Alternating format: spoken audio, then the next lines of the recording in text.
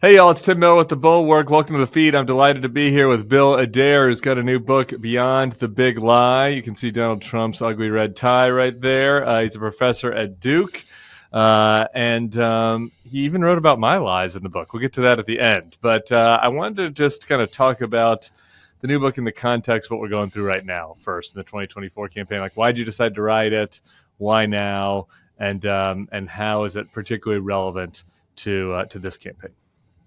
Sure. Well, thanks for having me. I decided to write it because I'm the founder of PolitiFact, and I sort of hid the truth about lying, even though we had done so many fact checks at PolitiFact.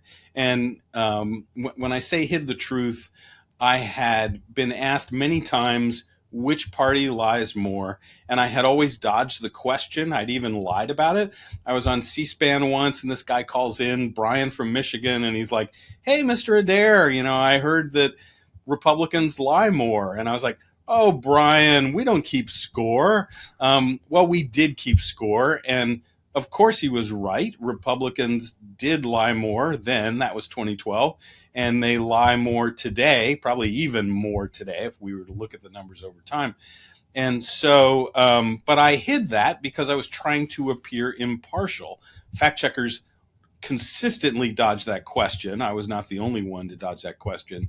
But now that I'm no longer affiliated with PolitiFact, I think it's important to talk about that reality and talk about how and why politicians lie. So I wrote this book to do that. I talked to politicians and political operatives, including you, who told me some really interesting stories about how and why they lied, and they really came clean about it. And so it was really fascinating to me, made me realize that as a fact checker, I had never asked anyone, "Hey, why do you lie?"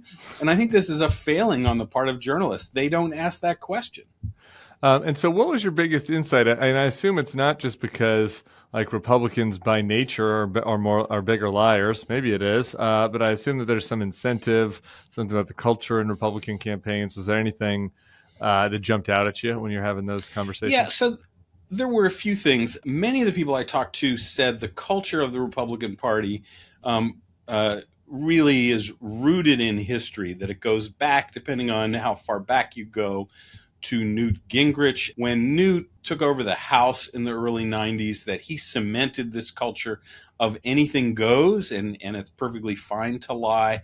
You can trace it back before that to Roger Ailes, and Roger Ailes then creating with Rupert Murdoch the Fox News channel, which became this wonderful echo chamber for lies that now really establishes the daily talking points for the Republican Party. So they were key factors. But then, and you and I talked about this, that you have this ecosystem for Republicans that that fosters that culture. So Republicans are not challenged when they lie. Their voters are living in districts where the media doesn't question them when they lie, and in many cases the media echoes the lies. So it's just this kind of complete ecosystem that fosters lying. So you have that. As one Republican Congressman, Denver Riggleman, put it to me, he said there's also this sense of there is a greater cause, that it's an epic battle, and Republicans look upon it and think, we need to win this battle, and so lying is okay. Yeah, and I think part of that is like it is internalized that Republicans would push back on you and say, no, the only reason that Republicans get caught lying more is because the media is out to get them, and that belief is internalized to such a degree that if the media is out to get Republicans, then that justifies lying to them, or being dishonest, or using whatever tactic necessary to get around this, and I think that is something that has really like been internalized throughout the whole operative class of the party. I don't know if you felt that way too. Totally. And Kevin Madden said the same thing. He's like, Republicans feel like the way that you guys treat us, it's okay to throw a few elbows. Yeah. And so I do think that's part of it also. What's fascinating to me, for all of the complaining that Republicans do about the media and being the underdogs, they have the number one cable news network, so Yeah. they complain about being underdogs when they're really not underdogs. They control talk radio completely, so they're really not the underdogs that they claim to be. But they know how to use that underdog mentality to motivate their troops, and there's a lot to be said for that. Yeah. So I want to fast forward to the Trump era, which is like, because I do think it's a category difference from 2012, right? And you write about some of these 2012 lies, and there's some lies that are just flat lies, like a campaign says one thing when it's really the other thing is true. But most of it in the pre-Trump era is this kind of exaggeration, right? Like if we do this policy, then X wonderful thing will happen, or if they do that policy, the next terrible thing will happen, and it's mostly like hyperbole about exaggerating the claims. And then Trump comes along and it's like night is day. Like I won the election that I lost, right? Or like FEMA's giving money to migrants instead of to people in North Carolina, like which is just totally fabricated. Or you could go on and on. So like talk. I guess do you agree with my premise that the nature of the lies is different in the Trump era on the Republican side than it was before? Oh, very definitely. Back in 2012 when you were working for Romney, we'd be like, "Man, we got him." What he just said, half true. And now it's like they're eating dogs, they're Right. eating cats. It's just like it's gone bonkers. And the fact checkers, one of the challenges for fact checkers is they could fact check Donald Trump every day. Like that's all they would do. There would be no time for anything else because he just lies every day. And well, they can't do that. They don't have the staff because they also want to fact check other people in the political discourse. But it's just gone bonkers. I think I quote you as saying, these are up is down lies, Yeah. and that's where we are today, instead of the old days, or even in the Clinton era when it was these sort of tangled things that we had to dissect and then we'd give it a half true. Do you feel like it has rendered like the fact checking business like kind of obsolete? I just like because there's nothing that you can do to combat it, or is there something that you would recommend that outlets do and fact checkers do to kind of deal with this? I mean, it is tough. I like say what you want about the Republicans not caring that much about getting fact checked. Before there's at least some shame, right? But now it's like there's none, right? So if half of the country doesn't care what fact checkers say, and they can and the Donald Trump can advance the big lie and have a majority of the party to believe it. Like, what's the point? I guess of fact checking. Well, I think there is a real point for fact checking, and that is, I don't think we've ever thought we're going to stop politicians from lying. I think we thought we might curtail it some, but fact checking is important even if politicians keep lying, because we need to establish a ground truth for our political discourse. And so we need to know, like, what is the truth and what is sort of the collective consensus on what's true. And so I do think fact checking will always be important for that, even if you have one party completely disregard fact checkers, as many Republicans, not all, but many Republicans often do. So I don't think fact checking is irrelevant at all. In fact, I think the problem is we don't have enough fact checking. So we did a study here, my staff at Duke, where we looked at what states are there state and local fact checkers. And half the states don't have any state and local fact checkers. Well, that's like being out on the highway and not having any state troopers. Like, you can drive 100 miles an hour, you're not going to get a speeding ticket. Right. What? So, what was the answer to your opening question? Why politicians lie? Just because they can get away with it? Is that the So, shortest answer? I think the number one reason is ambition. They lie. I think almost a calculation. Like, I am going to gain more points from lying than I'm going to lose. And so with this ecosystem where there are few consequences, I think many more politicians decide I'm going to do it, and and I'm going to gain from it. And so they're going to gain either because it is an appealing message to their base. It's an appealing message about an issue that appeals to their base. It's an appealing attack about their opponent, and they gain from it. So at the root of that is ambition. It's going to help me move forward. Going to help me get votes. It's going to help me raise money. So ambition, I think, is really number one. Another big reason for lying is I'm in trouble. I better lie. I'm survival instinct.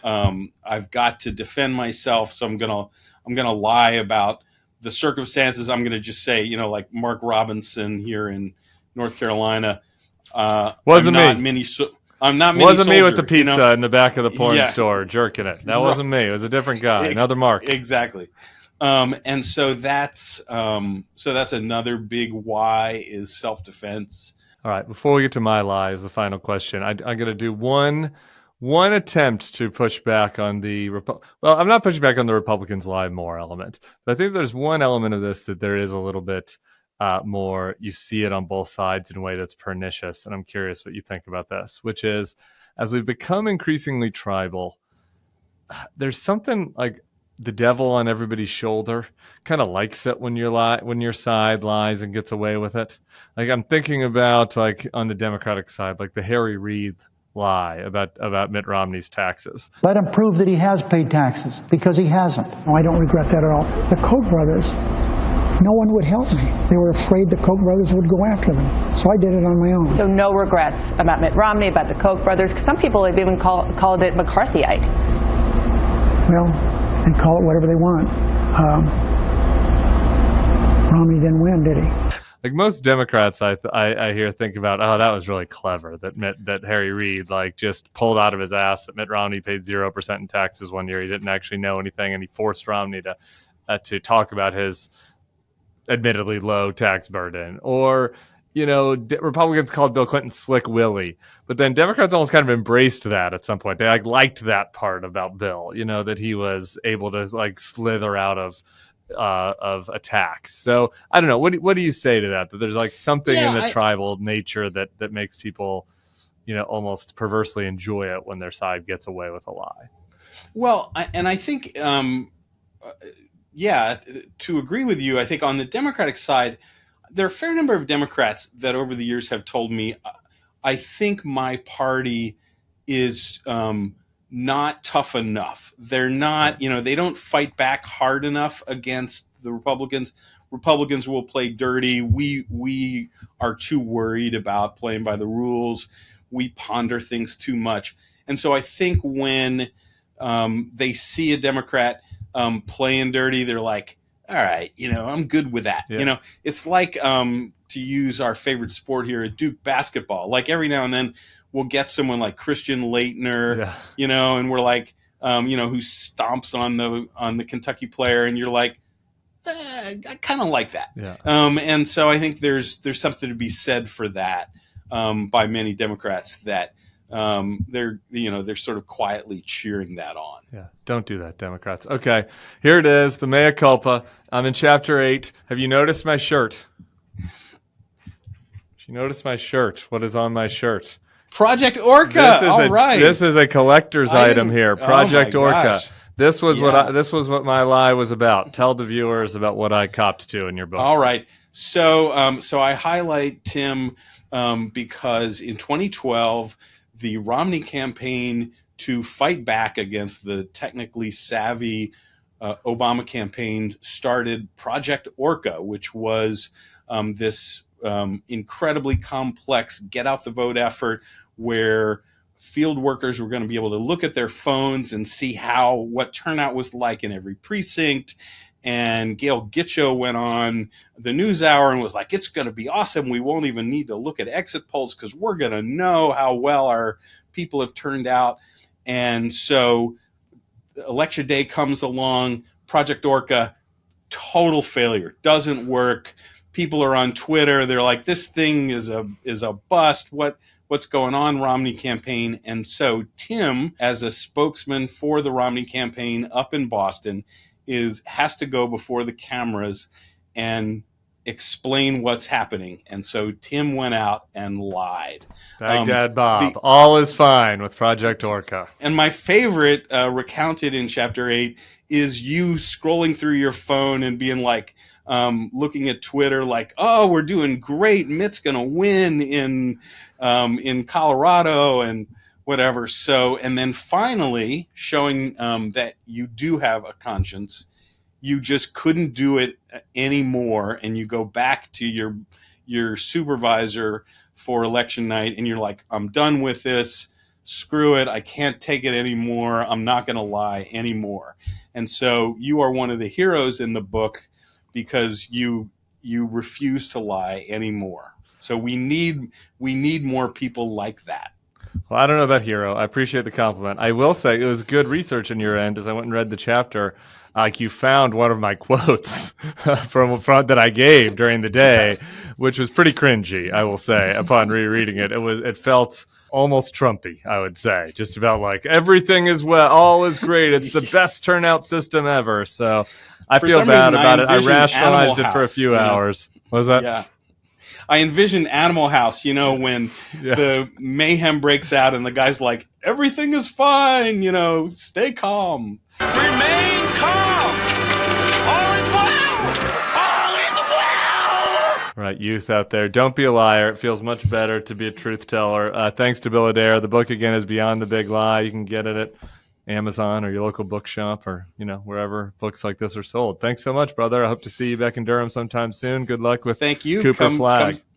Come see a basketball game. All right, I look forward to that. All right, everybody, subscribe to the feed. We'll be back here later tonight. We just learned that Trump is going to be in Rogan. Obviously, we'll be covering that and much, much more. Give us a thumbs up. We'll see y'all soon. Peace.